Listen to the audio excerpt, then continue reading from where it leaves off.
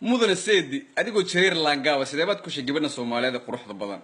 seedi waa qaldanta afkaaga suubso aniga jareer laangaaba mihi aniga waxa jareer British oo laandheer ahay idinka hadii aad jareerta Soomaalida yeestaan anaga inta Ingiriiska nagu lama yeeso because wadan hormaray oo xuquuqda insan wax ka yaqaan way waxaan ku weydiinayaa gabadha markaad xiriirka la sameynaysa qabiilka bay ku sheegatay horta idinka Soomaalida in qabiil baa in wareeriyay aniga aan qabiil waxba igama gelin gabadha she is fine she is beautiful gabar dheer way oo qor dheer oo qalanja ah ayada baa waxay ugu tiri aniga qabiilkaygan ku sheegaya ishaq baa iri waxay ugu tiri waxaan ka dhashay qabiil laandheer ah qabiilada boqortooyada Soomaali ugu laandheeraysan marka aniga waxba igama gelin inay laandheer laangaab tahay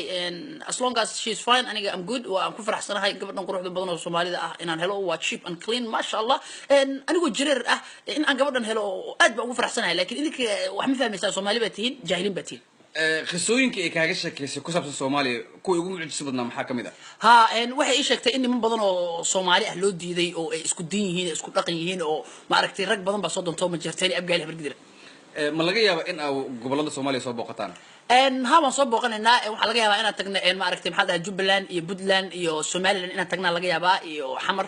waan soo booqanaynaa hadii Ilaahay awood leh idmo waan soo baranayaa saydiyaashii kulli waa muufan la soo cuni doonaa waa la soo dhaanteen doonaa saydiyaashii oo soo baran doonaa jareer British ah iyo gabar qurux badan oo Soomaaliyeed maxay iska dhali doonaan kula tahay jareer British ay gabar qurux badan oo Soomaaliyeed waxay iska dhali doonaan Ilaahay baa og su'aal qaldan baa weydiisay anug laandheer ah laakiin insha Allah